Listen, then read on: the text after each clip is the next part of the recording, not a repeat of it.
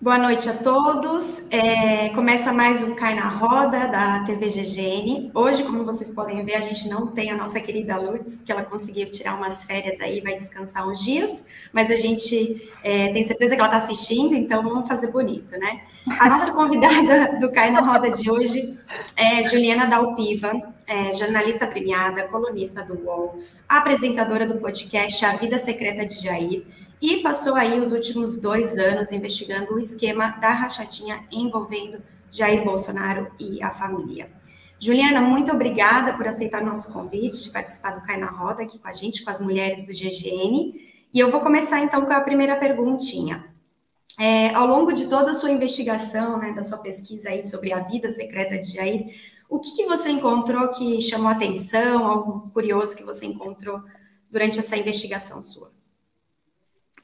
Oi, vou dar oi para as meninas, já que eu estou chegando aqui. Obrigada pelo convite. E respondendo sua pergunta, Patrícia, eu acho que começa com o que eu não achei, né, de curioso, assim, porque na verdade acho que tem uma coisa, é tudo muito sério, né? A gente às vezes ri falando porque tem um quê de novela em muito dessa história. Mas eu acho que o mais importante de toda essa minha caminhada nessa história e do que eu investiguei, que eu consegui descobrir, e também, enfim, outros colegas jornalistas, o próprio trabalho do Ministério Público, tem a ver com entender que hoje em dia eu já nem falo mais que eu investiguei o caso da rachadinha, sabe? Já, na verdade, tem um tempo assim que eu comecei tem mais de um ano. Sei lá, eu acho que na verdade foi logo no começo em diante eu já comecei a entender que o que eu estava investigando era a vida do presidente Jair Bolsonaro, a biografia do presidente Jair Bolsonaro e especialmente os capítulos da vida pública do presidente Jair Bolsonaro que eram desconhecidos. Então, assim, a gente, quando o presidente se elegeu em 2018, embora soubesse de muitos aspectos até complicados pessoalmente, parte do processo da separação dele com a Ana Cristina, que eu conto muito no meu podcast, e que é também parte central para você entender o esquema que envolve crimes e também a própria vida dele, me fez entender isso, sabe? Me fez entender o quanto tudo isso estava ligado a muitos episódios da vida dele que eram desconhecidos, mesmo que algumas coisas já tivessem aparecido na imprensa. E eu acho que é isso que eu acho que é mais importante de toda a investigação, e também o que fica marcado até para a história do Brasil mesmo, sabe? E algo curioso, então, Juliana, dessas questões... Um aspecto mais pontual, assim, eu acho que esse relacionamento com a Ana Cristina, a vida do Bolsonaro, para mim, assim, se divide muito antes e depois. Ele, por exemplo, assim, a gente tem que ter sempre um cuidado quando vai falar de aspectos privados e da privacidade de pessoas que são públicas para que a gente não exceda um limite, né? Assim, a gente não está fazendo fofoca da vida das pessoas, mas existem aspectos da vida dessas pessoas, aspectos privados, que interessam a sociedade. Por exemplo, o presidente se elegeu com um discurso moralista, de defesa de uma ideia de família, do que ele acha que tem que ser a família, de uma ideia de como que essa família tem que se comportar, né? E aí, o que chama, assim, um aspecto que eu acho assim, que me chama muita atenção, e, enfim, também acaba que eu recebo muita mensagem, isso também chama atenção, e muita gente que ouviu o podcast que fala sobre a vida dele. Assim, ele casou 3 vezes, né? Teve separações conturbadas, envolvendo separações. O próprio fato, eu acho que uma das mensagens que eu mais recebo, Patrícia, sobre o fato dele não ter reconhecido o Jair Renan, quando o Jair Renan nasceu, de ter feito um exame de DNA, de tal. A primeira certidão de nascimento do Jair Renan não tem o nome do pai, como milhões de brasileiros que não têm o nome do pai na certidão de nascimento, que eu considero uma coisa muito dura, né, para uma pessoa saber que o pai não reconheceu de imediato, né? E aí eu acho que essa questão ela é delicada, tem que ser tratada com respeito, porque, enfim, né, é uma questão privada também de família, mas que também revela muito sobre uma pessoa com um discurso moralista, para o seu eleitorado e para a sua base, né?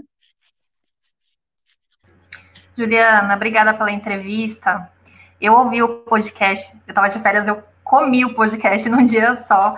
E eu acho que outro ponto bem legal que você falou da Ana Cristina e aí juntando a história toda, é mostrar, né, para quem ainda não tinha caído a ficha, que esse esquema de rachadinha não era uma coisa restrita ao Flávio e ao Queiroz.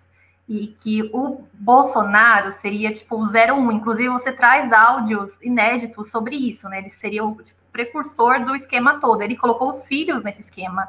Teria como você falar um pouquinho sobre isso também, pessoal? Eu acho que assim, quando eu comecei a investigar essa história, eu sei que essa foi uma impressão muito clara desde o começo, desde 2018, que, enfim, eu dei ali tinha um insight ali, comecei a investigar algumas funcionários do Bolsonaro e notar que tinha um esquema em torno de funcionário fantasma. Quando a história do relatório do COAF vem à tona, e o relatório do COAF do Queiroz, aquele, né, milionário e tal, já tem a citação aos cheques a Michelle, eu e meio que todo mundo que cobria o caso já começou a intuir o quanto isso, de algum jeito, implicava o presidente, né? E aí, na medida em que eu fui avançando nessa investigação, começaram a surgir fontes que me começaram a me falar isso em off, sabe? Olha, acho que vocês estão focados no Queiroz, e o Queiroz é uma peça importante da história, mas está longe de ser o grande operador, ou mesmo a única peça mais central para poder, de algum jeito, conectar o presidente Jair Bolsonaro à história como um todo. Começa a procurar as pessoas da família, levanta os documentos dos gabinetes. E aí, não sei se talvez vocês lembrem, enfim, quem está assistindo a gente aqui, quando eu ainda estava lá no Globo, em 2019, a gente fez eu e mais 6 colegas, fizemos um levantamento em torno dos funcionários de todos os gabinetes. A gente achou 286 funcionários ao longo de 28 anos, e achamos as relações de parentesco entre eles, que dá um número de 102, né? Enfim, foi um material grande, está disponível na internet, inclusive infográfico, você pode pesquisar o seu funcionário fantasma favorito lá. E aí... Aliás, vocês fizeram esse levantamento na unha, né? Tipo, indo lá... Na unha, oficial. Sim, teve assim, várias etapas, porque 3 casas legislativas, né? Câmara dos Vereadores, a Alerj, Câmara dos Deputados. E aí começa a ficar claro, assim, primeiro o famoso troca-troca. Um funcionário que estava no gabinete do Carlos, e depois no do Flávio, e depois no do Bolsonaro, lá em Brasília, ou um que estava no do Bolsonaro e que passava para o Flávio na Alerj. Um exemplo que eu vou citar aqui, a Natália Queiroz, que ficou conhecida, né, a personal trainer, filha do Queiroz. A Natália foi funcionária do Flávio por 10 anos, e aí, nos últimos 2 anos que ela estava nomeada no gabinete do presidente Jair Bolsonaro na Câmara dos Deputados, né? E aí é exonerado no meio dessa suspeita de que as informações vazaram no segundo turno da eleição presidencial de 2018, ainda um pouco antes do caso explodir na imprensa em dezembro, né? Então, assim, isso tudo começou a vir, foi vindo, cada vez mais informações que conectavam mais pessoas da família do presidente. Na medida em que os documentos começaram a chegar, os nomes começaram a aparecer, e aí você vai organizando e vai mapeando. Então, assim, eu enxerguei isso que está no podcast, que eu estou contando no podcast, o quanto, assim, ele coloca os filhos na política. Essa intenção de colocar os filhos na política tinha a ver com realmente criar um esquema de gabinetes, e ele é o grande organizador disso. Eu acho que, assim, antes ficava muito uma impressão, o Bolsonaro é isso. Não, na prática, agora tem, assim, prova, documento, testemunha, áudio, entendeu? Então, assim, agora é muito claro que não é mais um achismo, sabe? Não é mais assim, uma opinião, uma sensação, não. É substancial, tá aqui, tá materializado. Para mim, com toda franqueza, e acho que também, assim, quem conhece, quem cobre o Palácio, eu não tô lá todo dia, acompanho um pouco dos bastidores de Brasília também. Ninguém faz nada sem o Bolsonaro autorizar. Assim, o presidente é extremamente centralizador, ele é extremamente autoritário, né? Então, assim, para fazer alguma coisa que contrarie o Bolsonaro, sem que ele saiba, né, a pessoa vai, com certeza, ou vai ser demitida, ou, enfim, vai ser retaliada. Ele já demitiu muita gente, né, vários ministros com esse tipo, por contrariarem, né, até o pensamento, não é nem, assim, uma ação, às vezes só o pensamento. Então, assim, o esquema funcionava com toda, vamos dizer assim, organização e com participação de algum jeito dele, né? A mulher dele vai ser chefe de gabinete, a madrasta, né? Do Carlos. Aí uma amiga dela vira chefe de gabinete do Flávio, quando o Flávio é eleito deputado estadual pela primeira vez. E só quando eles se separam, em 2007, 2008, é que aí o Queiroz vai para o gabinete do Flávio, uma outra pessoa de confiança do Bolsonaro, um militar, vai também para o gabinete do Carlos, e também um primo da Ana Cristina assume formalmente a chefia de gabinete, embora nunca aparecesse para trabalhar lá, não tem nem registro de uma pessoa que foi chefe de gabinete 10 anos, não tem um crachá. É assim, é inacreditável. E aí tem isso também, sabe? O esquema é tão rudimentar que as coisas, assim, deixou muita ponta solta, muita gente envolvida, e as pessoas acabam falando, sabe? Foi um pouco assim, só que demora tempo, às vezes, sabe? Para você colher. Eu não gosto de ficar dando explicação, análise em cima de coisas que ainda não estão concretas. Sobre isso que eu estou falando para vocês aqui, olha, acho que está extremamente provado dentro dos autos da investigação do próprio Flávio Bolsonaro, e também pelo que veio à tona do nosso trabalho na imprensa. Juliana, obrigada por ter aceito o nosso convite. E nessa semana eu acabei indo ouvir seu podcast A Vida Secreta de Jair. Inclusive, parabéns, é uma produção incrível, é viciante. Até mandei para o meu grupo de TCC, porque o jeito que você conta as histórias é muito legal, muito fascinante.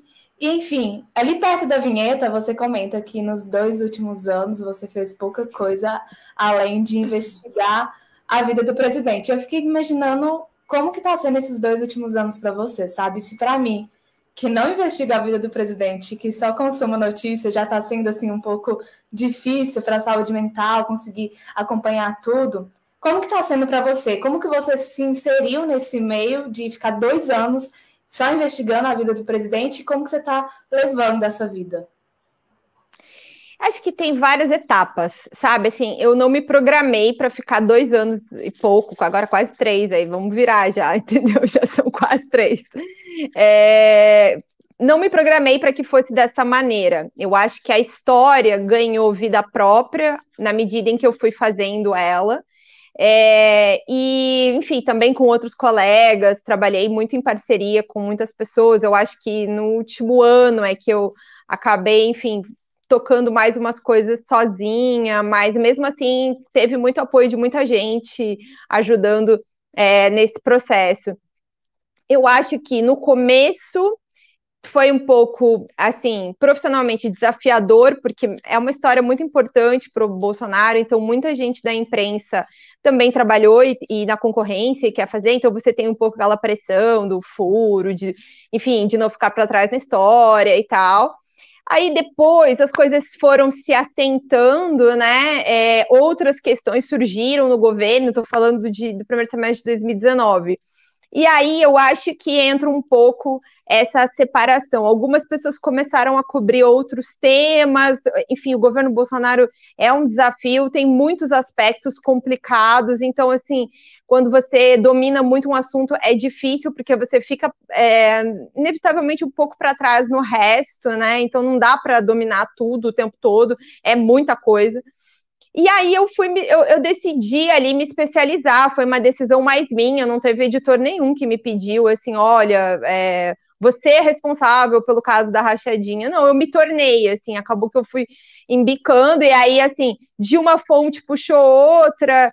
Então, assim, acho que teve um período que foi bem pesado de trabalho, até a conclusão daquele trabalho que eu falei para vocês agora há pouco, sobre o 102, enfim, o trabalho no levantamento de todos os gabinetes, e a gente fez até umas outras matérias antes, nesse período. Aí depois, o segundo semestre daquele ano, ainda teve um pouco, assim, de rescaldo desse assunto, e de algumas coisas que começaram a aparecer do envolvimento deles com grupos milicianos, né, as mensagens da ex-mulher do Adriano Nóbrega que vieram à tona. por um trabalho meu e de um outro colega do Globo que chama Chico Otávio, e aí, enfim, teve aquela busca e apreensão.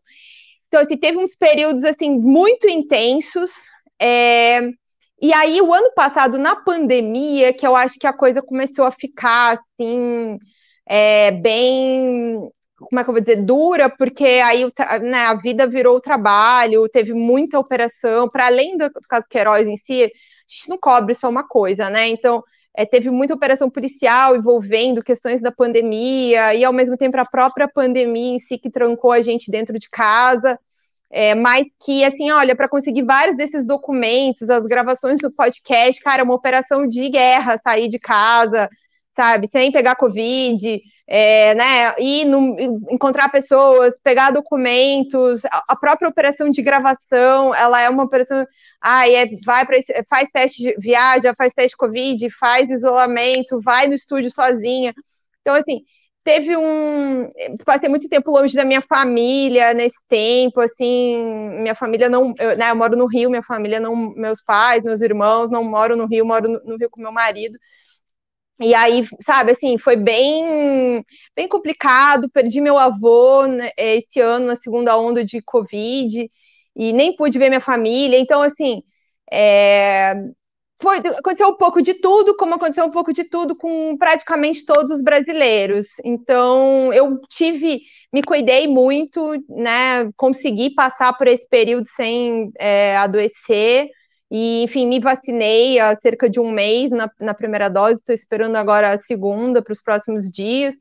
E fui tentando sobreviver, acho que como boa parte dos brasileiros tentou sobreviver, mas é pesado, sabe? Com toda a franqueza, é pesado.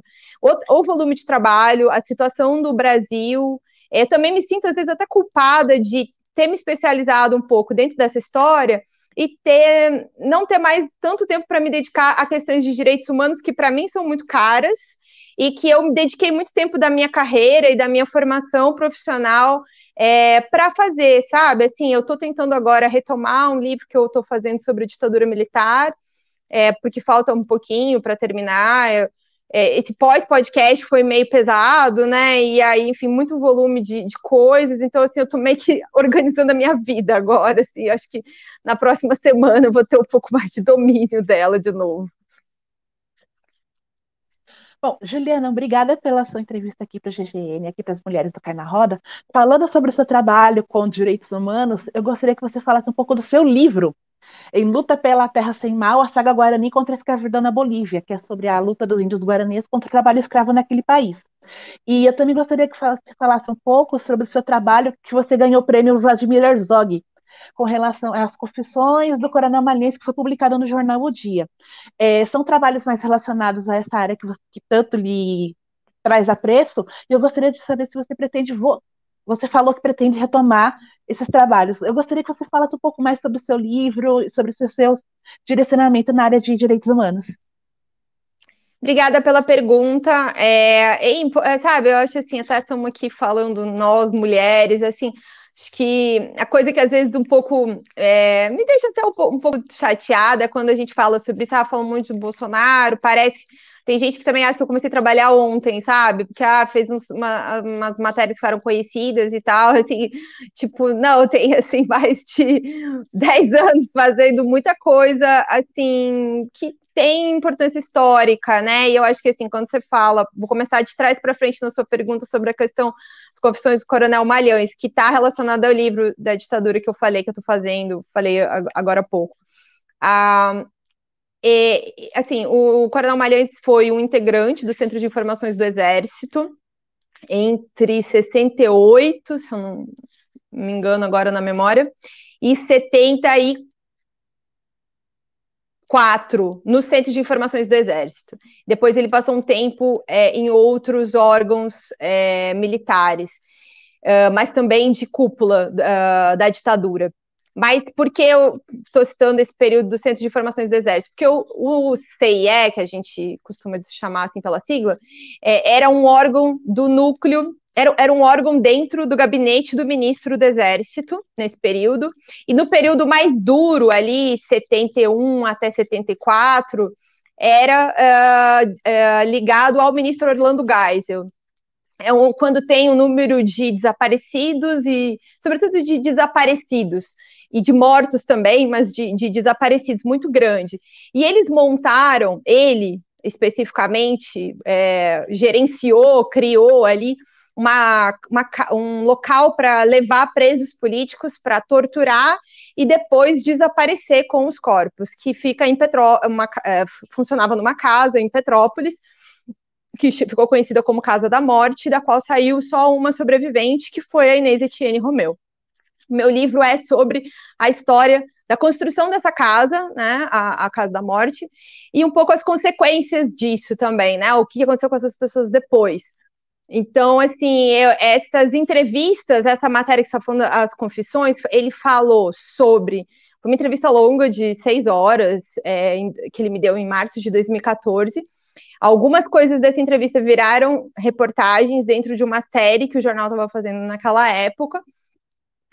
Uma das confissões dele está relacionada ao que uma operação que ele fez para desaparecer pela última vez com o corpo do ex-deputado Rubens Paiva, em que ele disse porque a história dele é que um grupo de militares teria matado o deputado durante uma sessão de tortura dentro do DOI-CODE, e aí depois teria enterrado junto à estrada no Alto da Boa Vista. E aí depois levaram o corpo do Rubens Paiva para uma praia, em alguma altura do Recreio, no Rio de Janeiro.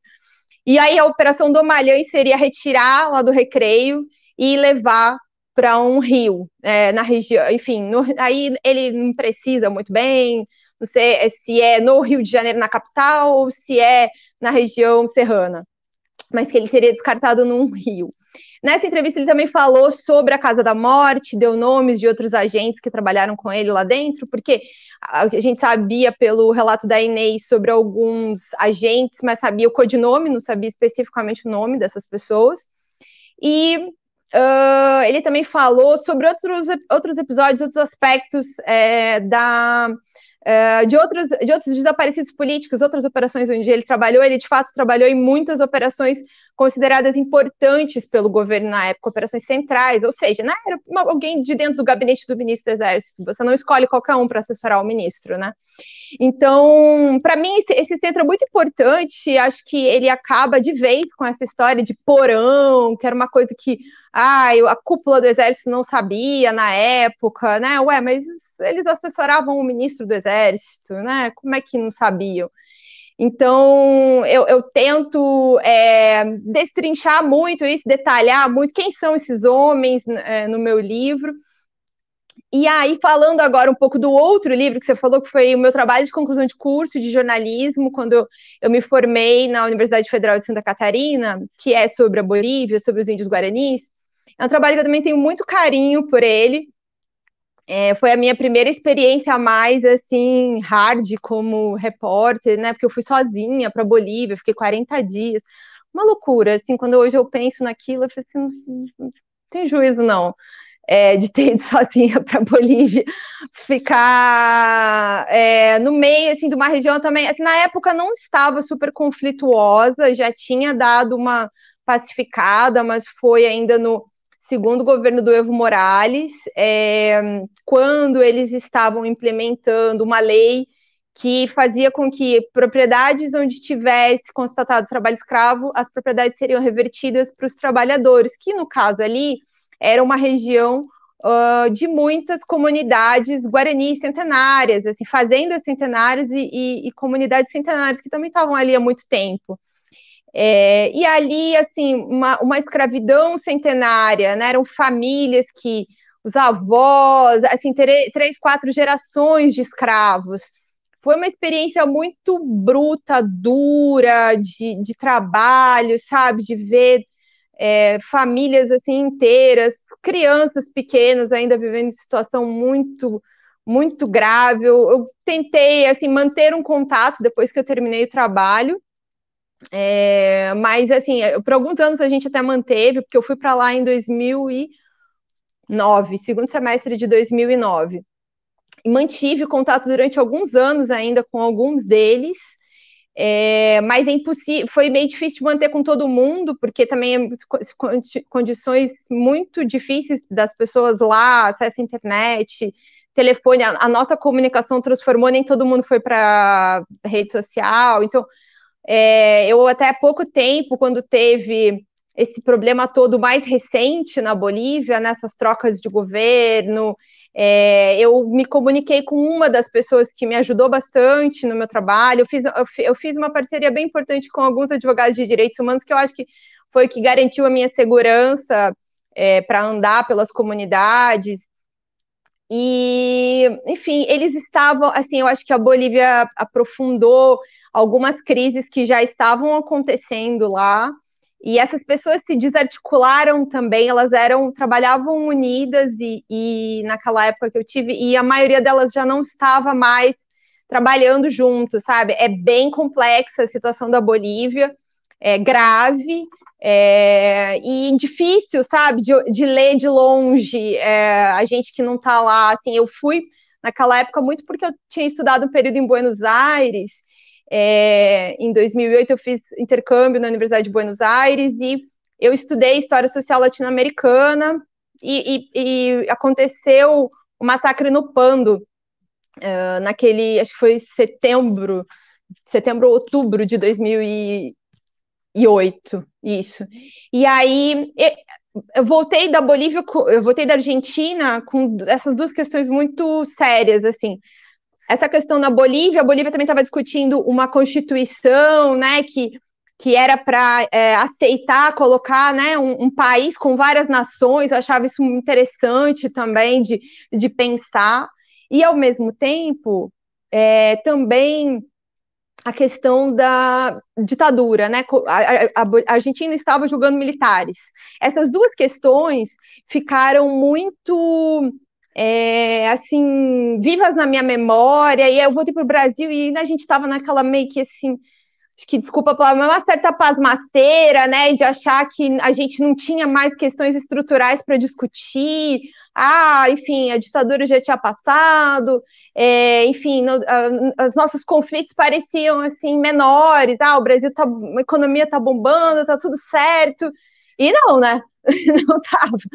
E aí, em seguida, veio a questão da criação da Comissão da Verdade, e aí é que, enfim, eu acabei seguindo esse caminho de me aprofundar nos temas relacionados aos crimes contra a ditadura, e enfim, me dediquei a entrevistar militares também, sabe? Que eu achei que era uma coisa assim, que era importante de fazer, até por uma questão de registro histórico, né? Tem coisas que só eles sabem, não tem outro jeito que não seja ouvindo a versão deles sobre aqueles episódios, o que não significa que essa versão seja a versão com todos os fatos verdadeiros do que aconteceu, mas que é importante ouvir.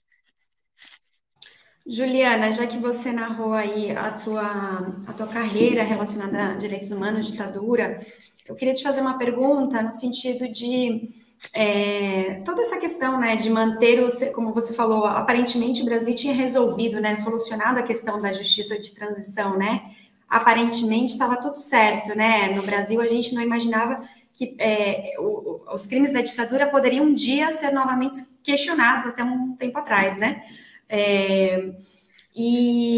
ou seja, a gente achava, né, que esse capítulo estava fechado de alguma certa forma. Você acredita, né, como jornalista, observadora e logicamente, testemunha de toda essa realidade, né, como estudiosa também dos crimes da ditadura do Brasil, você acha que essas falhas que a gente teve do Brasil na nossa justiça de transição foram que possibilitaram a realidade atual de um governo autoritário hoje no Brasil? Aí já é uma pergunta mais pessoal, mas também pensando nessa tua trajetória como observadora, como jornalista observadora, né? Posso te pedir um minuto? A minha irmã está precisando pegar uma bolsa aqui na sala e ela está pedindo para entrar. Claro. A gente pode fazer só uma pequena pausa? Sim, não sei se você consegue cortar depois. Só um pouquinho. Peraí.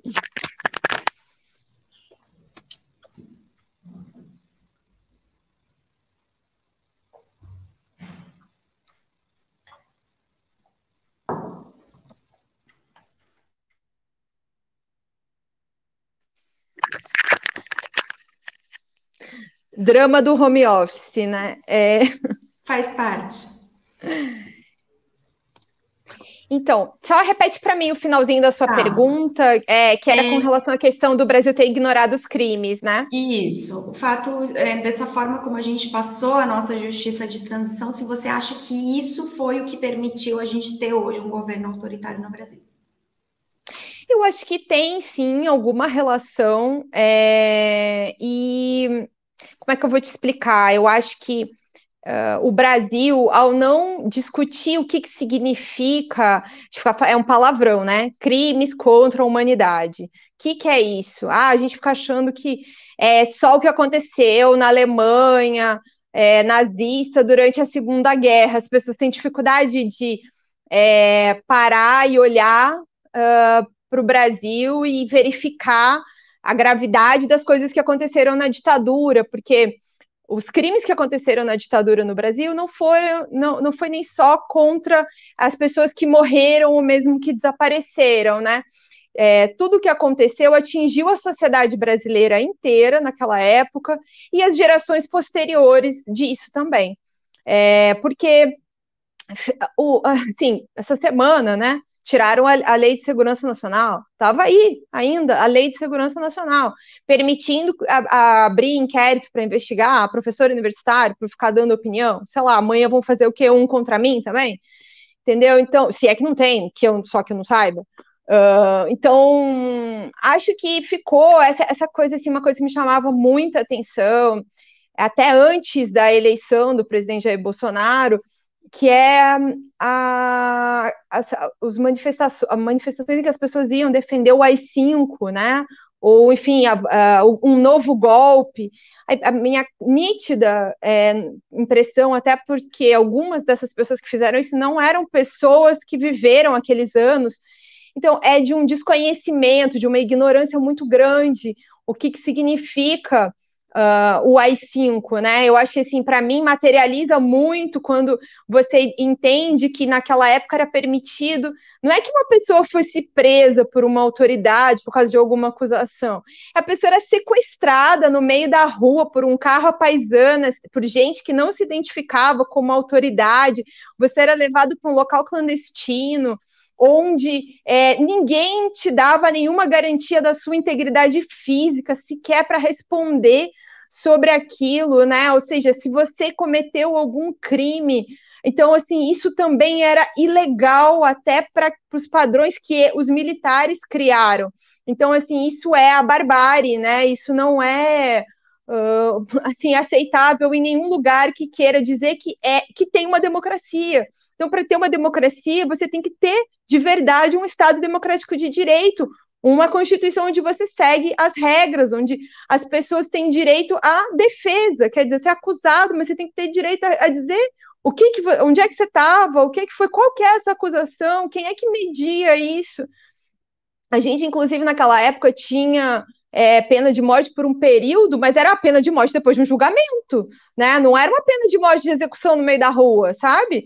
Então é um devido processo legal, mesmo para os padrões da ditadura. Então, assim, eu acho que quem defende esse tipo de coisa não sabe o que está falando, não sabe o que é viver num lugar como esse.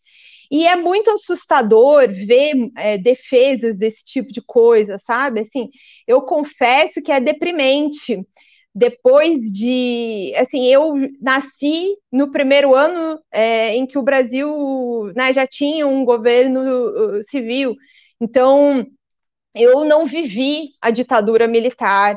Então, assim, eu não achava que a minha geração ia ver essas coisas serem defendidas de novo, né? Assim, eu achei que era coisa que a gente tinha lido na escola, sabe? Que a gente não ia precisar ficar explicando que, olha, você não pode defender esse tipo de coisa, você está defendendo uma coisa que ameaça as nossas vidas, né?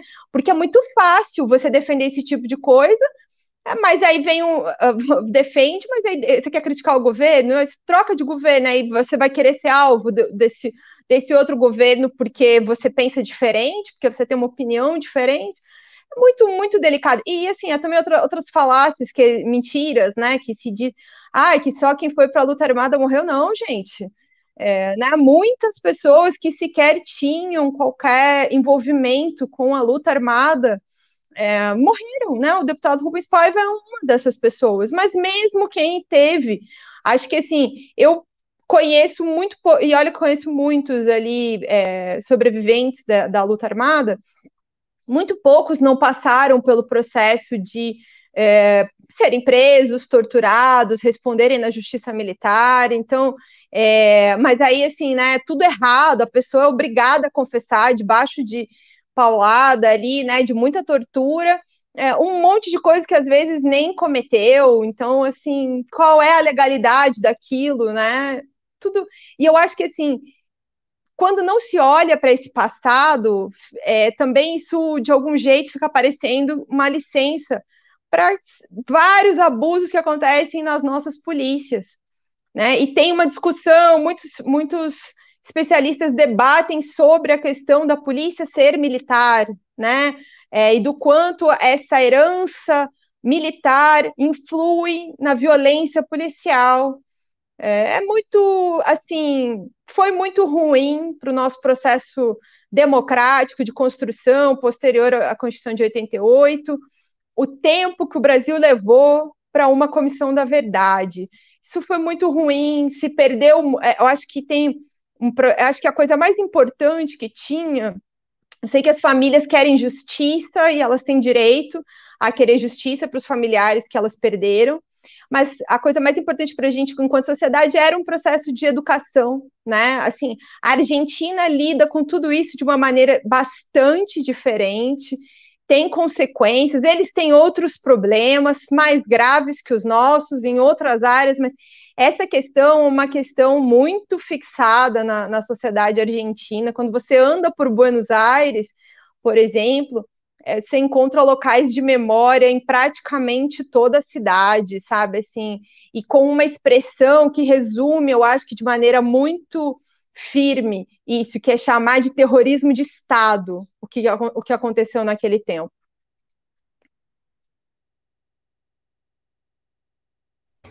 E também, se a gente for. Desculpa te cortar, sim. E Não, também, mas se a gente for pensar na questão de militarização, a gente pode ver o recrudescimento das ações das polícias militares, a forma como as milícias surgiram dentro das polícias e acabaram migrando para outras situações, a ligação das milícias com a política, e a gente está vendo isso de uma forma mais clara agora. Isso também é uma consequência dessa força e dessa falta de trato com a própria história, ou eu estou meio que viajando? O que não, você acha? eu acho que tem sim, essas conexões estão presentes. Acho que me sinto mais à vontade para falar sobre os exemplos do Rio de Janeiro. Tem uma coisa, por exemplo, que você não citou na sua pergunta, mas que está bem conectada, e que eu conto um pouco, tem um pouco disso num livro que chama Os Porões da Contravenção, que é do Chico Otávio e do Aloysio Piara. Grandes jornalistas, né? Infelizmente a gente perdeu o Aloy para a Covid também é mais uma das vítimas da Covid. E um pouco também vai estar no meu livro, que é contar como alguns desses militares que participaram da repressão política, do núcleo central de inteligência da ditadura na repressão política, e depois como eles levaram esse conhecimento para o jogo do bicho, para ser segurança do jogo do bicho na Baixada Fluminense, sobretudo, no caso do Paulo Malhães. Mas não só, outros também, também na capital, não só na Baixada, no Rio de Janeiro. E aí, como isso, assim, a gente fala, segurança do jogo do bicho, eles montaram grupos de máfia, né, milícia, capaz de criar suas próprias leis, matar e morrer, entendeu? E, enfim, de uma violência extrema, né? Inclusive ensinando aqueles métodos de tortura e desaparecimento adiante, sabe? Então, a gente passa por um processo em que a gente traz para dentro da sociedade para conviver como se nada tivesse acontecido, pessoas que né, torturavam, estupravam, esquartejavam pessoas, né, e que continuaram fazendo isso depois também envolvidas com grupos aí já né, envolvendo pessoas do jogo do bicho, aí já, outros crimes, outro tipo de situação, não mais por questão política. E aí, assim, vai passando, outras gerações surgem, conhecem essas, isso vai tudo se misturando. De fato, é muito nocivo. E assim como aconteceu no Rio, a gente fala muito do Rio de Janeiro, porque tem a lupa lá, né? Tem um monte de órgãos de imprensa tal, mas no interior do Brasil, essa violência, né? Há pouco tempo, acho que não sei, todo mundo aqui talvez tenha visto a história do caso Evandro, né? Que aconteceu em Guaratuba, né? As famílias ali, as mulheres e, enfim, as pessoas da Umbanda que foram presas, acusados de bruxaria, de matar uma criança, e foram torturadas até né, enfim, até confessar praticamente. Não, na verdade, até confessar os crimes. E aí passaram, 30 anos respondendo por isso. No fim das contas, não se sabe quem de fato matou a criança.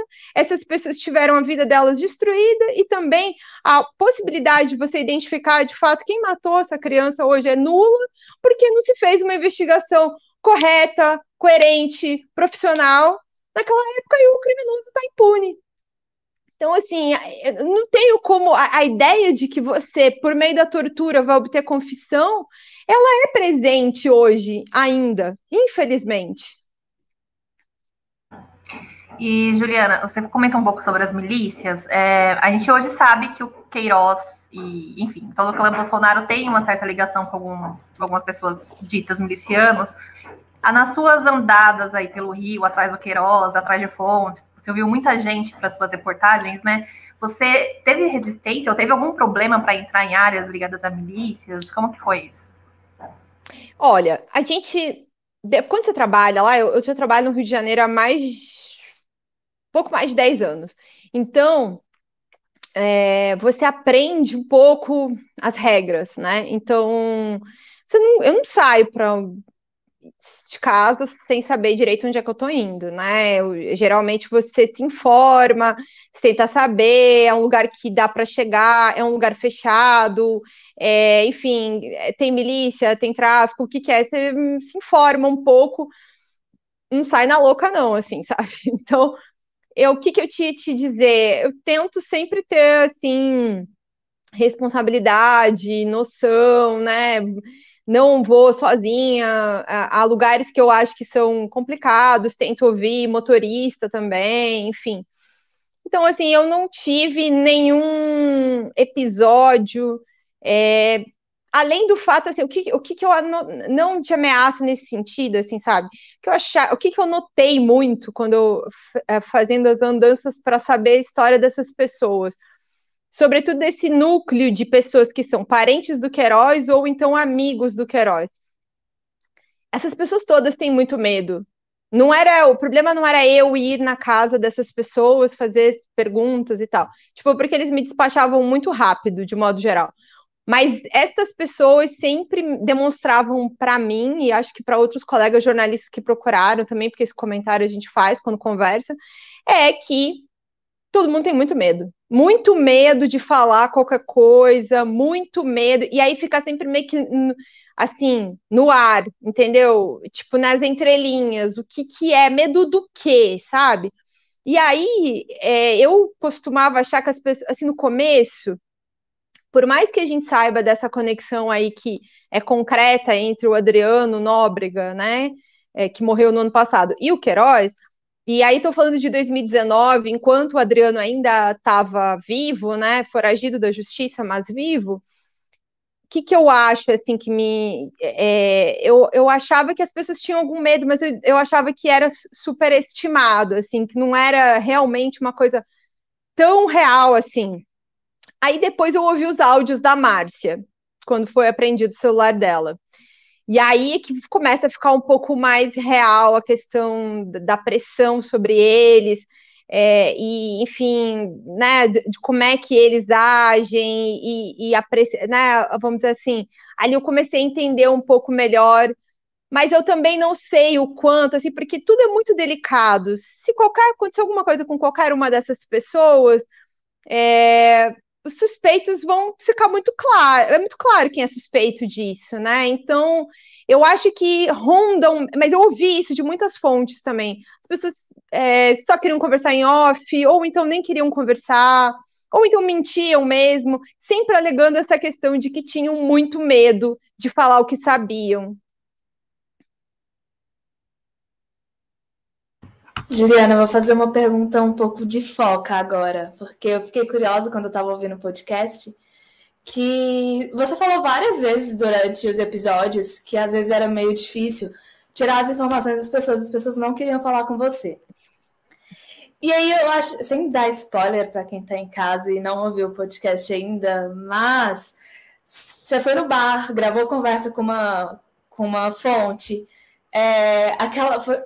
para mim foi muita sorte o ex-sogro do Bolsonaro ter esquecido de desligar o telefone e você, enfim, colocou no podcast a conversa dele achando que tinha desligado e ele estava ali na linha. Enfim, como que foi a construção desses episódios, dessa narrativa, dentro da legalidade, dentro da ética do jornalismo? Como que foi esse jogo de cintura para, enfim, fazer as pessoas falarem e usar essas entrevistas de forma correta e, ao mesmo tempo, dando para a gente as informações, sabe? Como que foi essa produção? Olha, eu acho que tem um ponto que eu ressalto assim bastante, até para estudante, as pessoas têm diferentes jeitos e modos de trabalho, né? Tem gente que trabalha infiltrado, gosta de, enfim, câmera escondida, essas coisas. Eu não faço isso, assim, raríssimas vezes foram as vezes em que eu não me apresentei como jornalista para fazer matéria. Mas se eu não me apresentei, eu simplesmente não me apresentei, mas eu não inventei que eu era, sei lá, sabe? Tipo, inventei uma história, sabe? Para forjei identidade, nunca fiz isso. Algumas vezes, talvez eu não tenha me identificado, tenha me identificado com o meu nome, com a minha identidade, tudo, mas não, eu sou repórter. Para não assustar de cara. Mas, assim, uma dica que eu dou, assim, eu acho que a transparência nesse sentido, a gente fica achando que às vezes a gente não vai conseguir entrevista por se apresentar como repórter, e não, às vezes você vai conseguir justamente porque você teve transparência com aquela pessoa e que você, de fato, conseguiu desenvolver um diálogo. Eu acho que o jornalista não pode esquecer qual é o papel dele, que é de jornalista, é repórter. Então, você não é juiz, não é promotor, não é delegado, você é repórter. E aí, no trabalho do repórter é confrontar a informação, questionar, mas ouvir também, sabe? Então, assim, manter um diálogo é uma coisa extremamente importante. E eu acho que muitas vezes foi isso que me fez conseguir certas entrevistas e certas coisas, que foi manter uma postura de diálogo. Ou seja, você chega, você se apresenta sem afobação, sem estresse, sabe? Sem meter dedo na cara de ninguém. E vai tentando levar uma conversa. A pessoa pode te despachar em 10 segundos, ou então conversar com você ali uns 5, 10 minutos. Então, assim, eu sempre deixo isso claro. Por exemplo, nesse caso do Bolsonaro mesmo, dessa história, eu acho que eu não me lembro de nenhuma vez, nenhuma entrevista que eu não tenha me identificado. Não me lembro mesmo. Inclusive, vou contar uma coisa exclusiva aqui para vocês. Teve uma vez que eu estive numa posição de poder entrevistar uma funcionária fantasma, e eu recusei, porque ela era uma senhora idosa, de, sei lá, uns 80 e poucos anos, e ela me pareceu extremamente doente, sabe? Assim, eu cheguei na casa dela e meio que dei de cara com ela, estava sozinha, enfim, uma cuidadora só, que foi muito desatenta no momento em que eu cheguei, meio que já me botou de cara com ela, e eu olhei para aquela senhora e fiquei assim. Eu sabia tudo já sobre ela quando eu cheguei lá, sabe? Então eu sabia que ela era funcionária fantasma, eu sabia, enfim, de todos os detalhes. Queria ouvi-la, né? Não sabia que ela estava doente daquele jeito. Mas eu achei que se eu fizesse, assim, quando eu olhei para ela me pareceu tão doente, que eu achei que eu fiquei com medo dela passar mal, sabe? Se eu perguntasse alguma coisa. E aí eu falei assim, gente, mas talvez quem vai ouvir isso aqui vai achar, nossa, a Juliana é louca, né? Não, sei lá. Você não tem que se preocupar com o que vai acontecer com a pessoa. Olha, eu acho que na maioria das vezes a gente realmente não tem que se preocupar com as consequências do que vai acontecer com as pessoas que cometeram crimes e que tem que responder por eles. Mas eu achei que ali era uma questão de humanidade mesmo, sabe? Era uma questão de respeito. Eu não queria ir embora com aquela mulher numa ambulância, sabe? Assim, ou não sei, tem um treco ali na minha frente, eu não ia ficar em paz comigo mesma. Não vale uma matéria, sabe? Não vale uma matéria. Mas eu entrevistei outras senhoras idosas, homens idosos, que na hora em que eu os abordei, me pareceram pessoas lúcidas, saudáveis, sem problemas, entendeu? E que estavam ali capazes de responder perguntas complicadas. E na medida do que foi possível manter um diálogo, eu fiz. Mas essa eu recusei.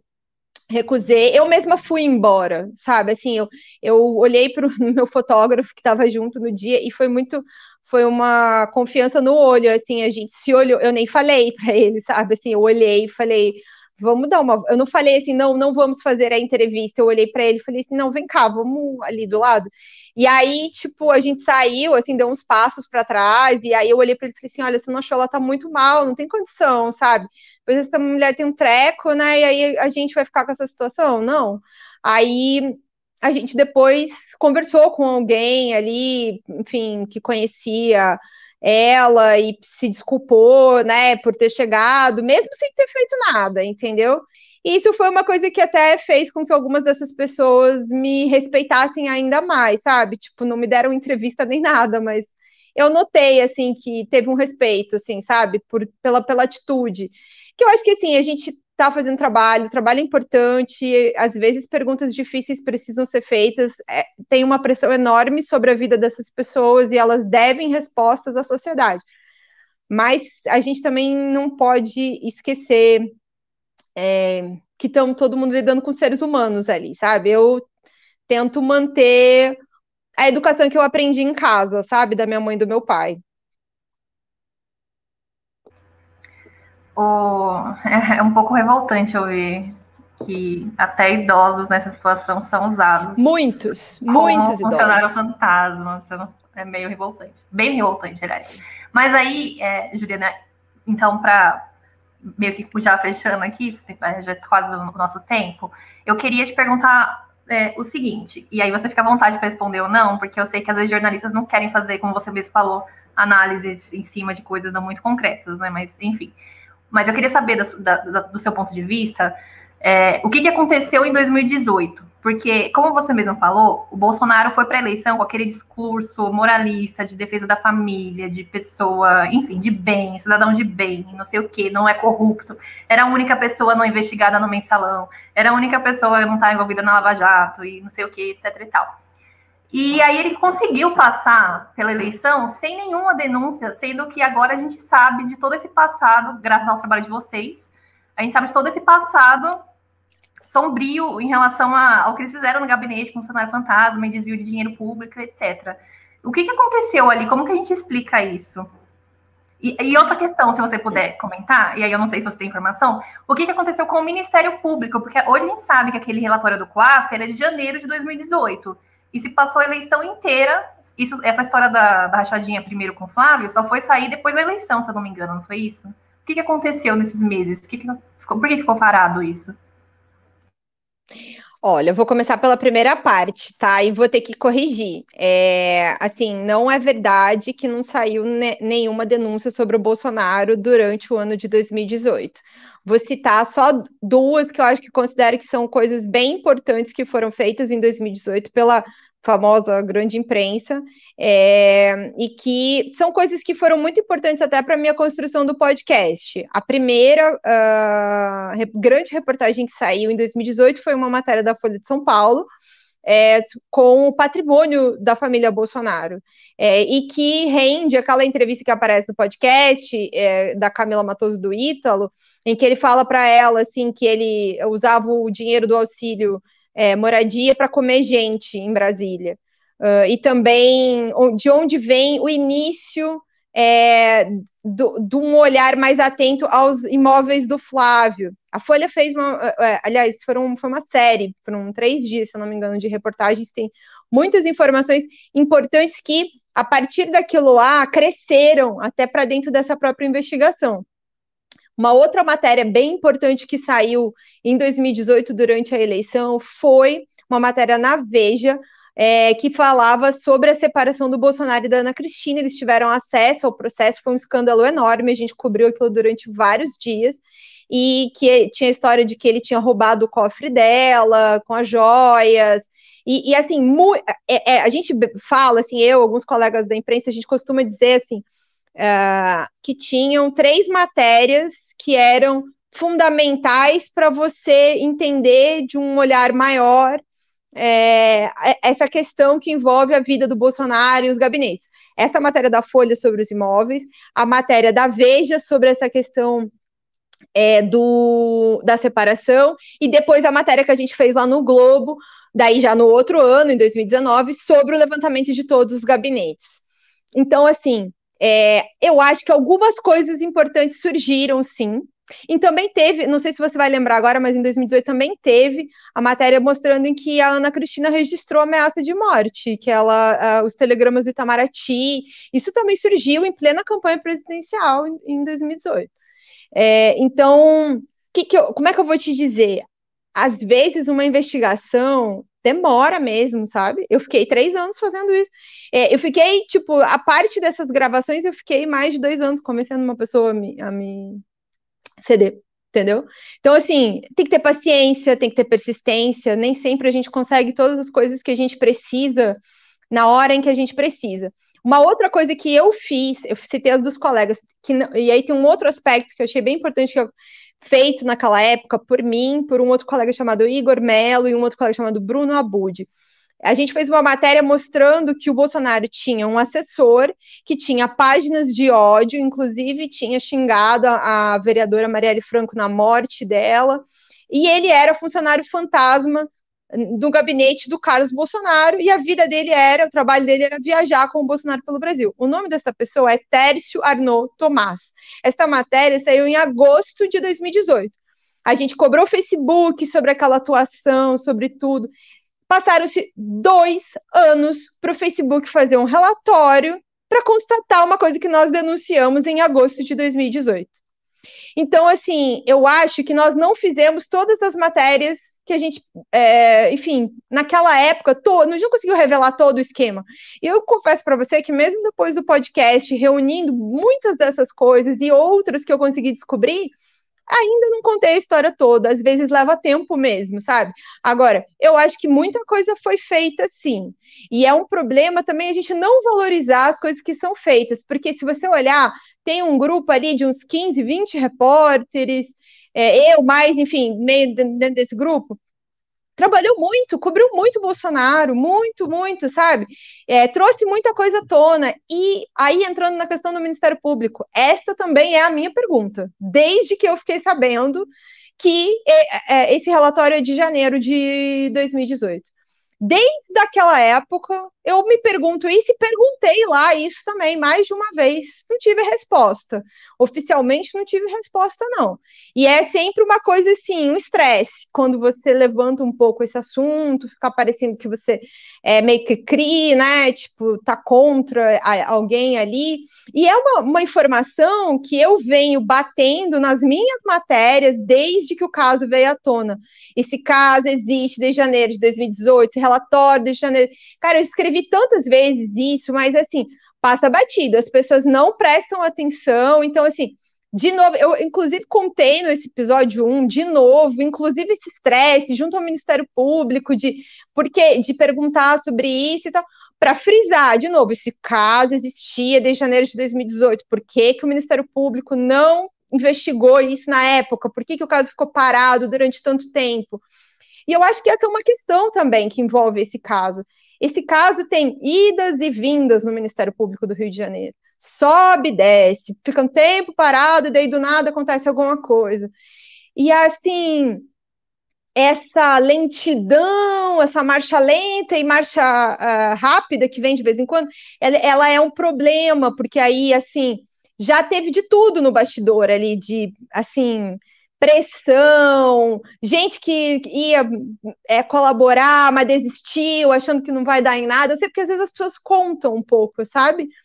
E aí, enfim, ainda está numa situação de não sei, sabe? Sinceramente, não sei o que vai acontecer.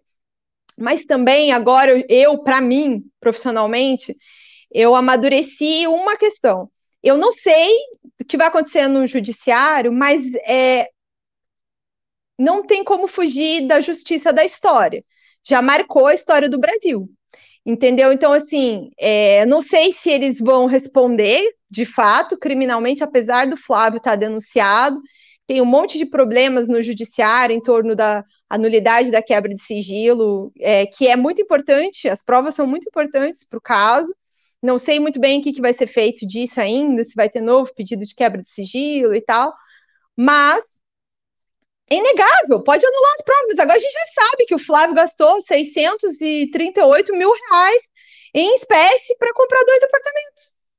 A gente não consegue tirar isso, as pessoas souberam, né? A informação existe. Você pode anular criminalmente, mas publicamente a gente sabe, a informação existe. E não só, né?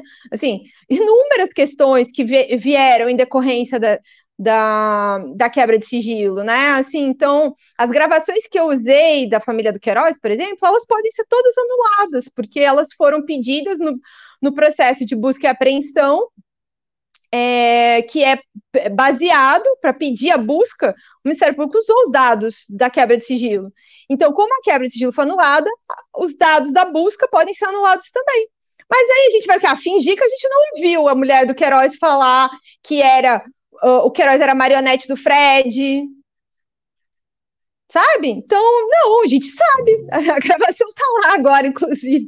Se tornou ainda mais importante ter tornado isso público dentro do podcast para não se perder, porque senão eles vão destruir as provas, né? As provas inutilizadas têm que ser destruídas também. Sim, são perguntas aí que ficaram também sem respostas e vão ficar, né? Juliana, chegamos ao final do programa, a gente agradece muito mesmo a sua participação aqui com a gente, esse bate-papo muito importante, que é mais um registro aí. Parabéns pelo seu trabalho, a gente agradece. Estamos abertos aí para novas trocas e é isso. Muito obrigada. Obrigada a vocês pelo convite, espero que vocês tenham gostado, que quem está acompanhando a gente também tenha aproveitado aqui o nosso papo, foi um prazer. Obrigada. Obrigada pela entrevista, Juliana. Obrigada, Juliana.